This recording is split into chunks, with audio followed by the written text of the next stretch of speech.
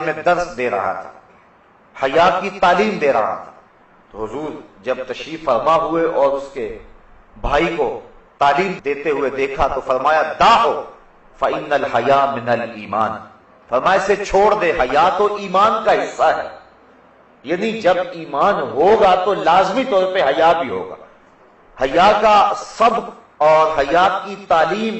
اور حیا کے لیے کوشش کر کے کسی شخص کے اندر اس بات کو ڈھیلا نہیں جا سکتا۔ اگر ایمان نہیں ہے تو حیا نہیں آ سکتا، اور اگر ایمان ہے تو حیا لازمہ ہے ایمان کا۔ تو جس کے اندر ایمان ہوگا تو یقیناً اس کو حیا کی صفت بھی حاصل ہوگی، اور یہ ایمان کے شعبوں میں سے ایک اہم شعبہ ہے۔ بلکہ حضور نے فرمایا کہ حیا سارے کا سارا بھلائی ہے، اور حیا سوائے بھلائی کے اور کچھ نہیں لاتا ہے۔ تو شیطان چاہتا ہے کہ ہمیں حیا باختہ کر دیں، اور حیا باختگی کی جو ہے وہ بدترین صورت یہ ہے کہ وہ کسی کے لباس کو اتار دے۔ اللہ نے جن چیزوں کو چھپانے کا حکم دیا ہے، اگر ان چیزوں کو چھپایا نہ جائے تو پھر حیا کا جوہر باقی نہیں رہتا ہے۔ اس لیے اللہ تعالیٰ نے اہل ایمان کو اپنے رسول کی وساطت سے یہ حکم دیا، قل للمؤمنین یغضوا من ابصارہم وَيَحْفَظُوا فُرُوجَهُمْ ذَلِكَ أَزْكَىٰ لَهُمْ إِنَّ اللَّهَ خَبِيرٌ بِمَا يَصْنَعُونَ۔ اے محبوب آپ فرما دیجئے، حکم دیجئے للمؤمنین، مسلمان مردوں کو کیا حکم دیجئے؟ یغضوا من ابصارہم، کہ وہ اپنی نگاہوں کو نیچا رکھیں، وَيَحْفَظُوا فُرُوجَهُمْ، اور اپنی شرمگاہوں کی حفاظت کریں، ذَلِكَ أَزْكَىٰ لَهُمْ، یہ ان کے لیے زیادہ ستھری بات ہے۔ ان اللہ خبیر بما یصنعون، جو تم کرتے ہو اللہ اس کو خوب جانتا ہے۔ تمہارے کاموں سے، تمہارے اعمال سے تمہارا رب بے خبر نہیں ہے۔ وَقُلْ لِلْمُؤْمِنَاتِ، اور اے محبوب آپ مومن عورتوں کو حکم دیں، یغضضن من ابصارہن، کہ وہ اپنی نگاہوں کو نیچی رکھیں، وَیَحْفَظْنَ فُرُوجَهُنَّ، اور اپنی پارسائی کی حفاظت کریں، وَلَا يُبْدِينَ زِینَتَهُنَّ، اور اپنے بناؤ کو نہ دکھائیں، الا ما ظہر منہا، مگر وہی جو اللہ نے ظاہر کیا ہے، وَلْيَضْرِبْنَ بِخُمُرِهِنَّ عَلَى جُيُوبِهِنَّ، اور اپنے دوپٹے اپنے گریبانوں پہ ڈال لیں، وَلَا يُبْدِينَ زِینَتَهُنَّ، اور اپنی زینت اور سنگار کو ظاہر نہ کریں، الا لِبُعُولَتِهِنَّ، مگر اپنے شوہروں پر، او آبائهن، یا اپنے باپ پر، او آبائے بعولتہن، یا اپنے شوہروں کے باپ پر، او ابنائہن، یا اپنے بیٹوں پر، او ابنائے بعولتہن، یا اپنے شوہروں کے بیٹوں پر، او اخوانہن، یا اپنے بھائیوں پر، او بنی اخوانہن، یا اپنے بھتیجوں پر، او بنی اخواتہن، یا اپنے بھانجوں پر، او نسائہن، یا اپنے دین کی عورتوں پر، او ما ملکت ایمانہن،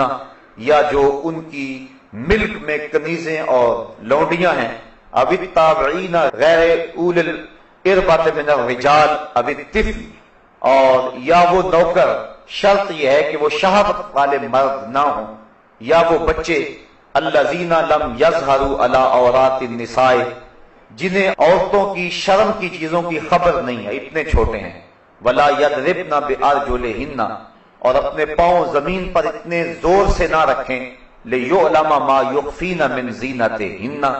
کہ ان کا جو سنگار ہے وہ لوگوں پر ظاہر ہو، وَتُوبُوا إِلَى اللَّهِ، اور اللہ کی طرف رجوع کریں، جمیعا سب کے سب، ایھا المؤمنون، اے اہل ایمان، لعلکم تفلحون، تاکہ تم فلاح پا جاؤ۔ تو حضور کی وساطت سے اللہ تعالیٰ نے ہمیں یہ حکم دیا، مردوں کو حکم دیا کہ وہ اپنے پردے کی اور اپنی آبرو کی حفاظت کریں۔ حضرت سعید بن ابو الحسن حضرت حسن بصری سے روایت کرتے ہیں کہ میں نے حضرت حسن بصری سے پوچھا کہ جو اجمی عورتیں ہیں وہ اپنے سینے اور بالوں کو کھولے رکھتی ہیں، تو ہم کیا کریں؟ تو حضرت حسن بصری نے قرآن مجید کی اس آیت کی طرف اشارہ کیا، فرمایا وہ اگر حیا باختہ ہیں اور اپنے سینے اور اپنے سر کھولے پھرتی ہیں تو تمہیں تو تمہارے رب نے حکم دیا ہے کہ نظروں کو نیچا رکھیں، اس لیے تم نے اپنی آبرو کی از خود حفاظت کرنی ہے، وَيَحْفَظُوا فُرُوجَهُمْ، اور اپنی شرمگاہوں کی حفاظت کریں۔ حضور نبی رحمت صلی اللہ علیہ وسلم نے فرمایا، صحابہ بازاروں میں بیٹھنے سے اجتناب کیا کرو۔ صحابہ نے عرض کی حضور ہمارا گزر نہیں ہے، چونکہ وہ ہمارے بیٹھنے کی جگہیں ہیں اور ہم وہاں بیٹھ کر کے باتیں کرتے ہیں۔ تو حضور نے فرمایا اچھا تمہیں پھر بازاروں میں بیٹھنے کی اجازت دیتا ہوں، لیکن شرط یہ ہے کہ تم بازار کا حق ادا کرو۔ تو صحابہ نے عرض کی حضور بازار کا حق کیا ہے؟ تو حضور نے ارشاد فرمایا امر بالمعروف نہی عن المنکر، نیکی کا حکم دینا اور برائی سے منع کرنا، کوئی تکلیف دہ چیز پڑی ہو تو اس کو ہٹا دینا، چوتھا حق کے سلام کرنے والے کا جواب دینا، اور پھر حضور نے فرمایا اپنی نظروں کو نیچا رکھنا۔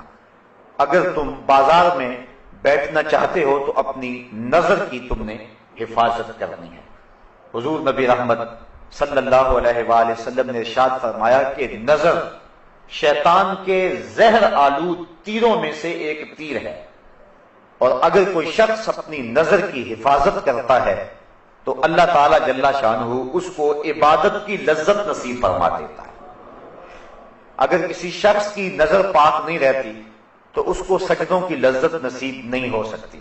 اس کو قیام کا لطف نہیں مل سکتا، چاہے وہ سین حرم میں پڑھے یا مسجد نبوی میں پڑھے۔ اور جو شخص اپنی نظر کی حفاظت کر دیتا ہے اور اپنی نظر کو ناپاکی سے اور اپنی نظر کو بدی سے محفوظ رکھتا ہے، جب وہ سجدہ کرے گا تو سجدے کی لذت ملے گی، جب رکوع کرے گا تو رکوع کا لطف نصیب ہوگا، جب قیام کرے گا تو قیام کا مزہ نصیب ہوگا۔ عبادت اور ایمان کی ایک لذت ہوتی ہے جو ایک مومن کو نصیب ہوتی ہے، تو جو شخص اپنی نظر کی حفاظت کرے اللہ تعالیٰ اس کو عبادت کا سرور اور عبادت کی لذت نصیب فرما دیتا ہے۔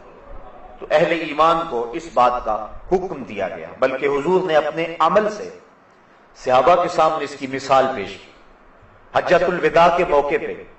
آقا کریم علیہ السلام کے ردیف تھے حضرت فضل بن عباس رضی اللہ تعالی عنہ، حضرت عبداللہ ابن عباس رضی اللہ تعالی عنہ کے بھائی اور حضور کے چچا زاد بھائی، حضرت عباس بن عبد المطلب رضی اللہ تعالی عنہما کے فرزند ارجمند، اور یہ تھے بڑے خوبصورت۔ حضور علیہ السلام کے ساتھ سواری کے اوپر تشریف فرما تھے، تو ایک قبیلے کی ایک خوبصورت عورت حضور سے مسئلہ پوچھنے کے لیے آگے بڑھی، تو حضرت فضل بن عباس کی نظر پڑ گئی، بلکہ ان کے چہرے پر نظر جم گئی۔ تو آقا کریم علیہ السلام اسی عالم کے اندر پیچھے پلٹ کے دیکھا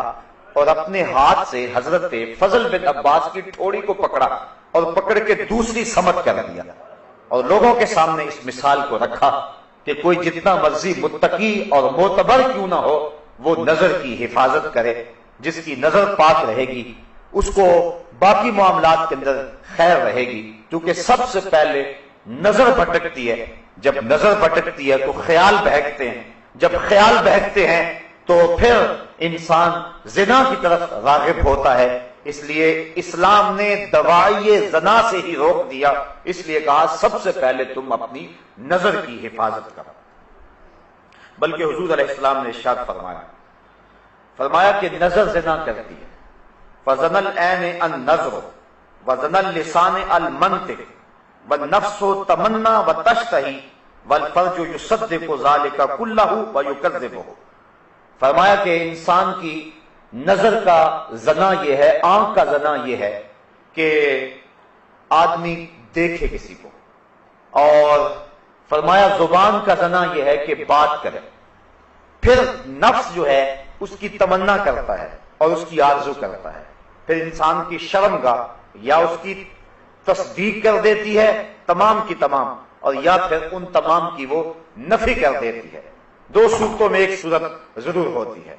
اس لیے اپنی نظر کی حفاظت کرے اور اپنی آواز سے بھی حفاظت کرے۔ آج کل موبائل کے ذریعے سے مختلف پیکج آئے ہیں اور گفتگو کا زنا اور نظر کا زنا پورے عروج پہ ہے۔ جب کسی قوم کے اندر یہ بدی پھیلتی ہے تو اللہ اس قوم سے برکت کو اٹھا لیتا ہے۔ آج ہمارے میں برکت نہیں ہے، دولت کی کثرت کے باوجود بھی ہر بندہ شاکی ہے۔ جب تک ہماری نظر طاہر اور پاک نہیں ہوتی ہے ہمارے من کے اندر اجالے اور روشنیاں پیدا نہیں ہو سکتی ہیں۔ تو اللہ تعالیٰ نے اہل ایمان کو یہ حکم دیا، اے محبوب آپ ارشاد کر دیں اہل ایمان کو یہ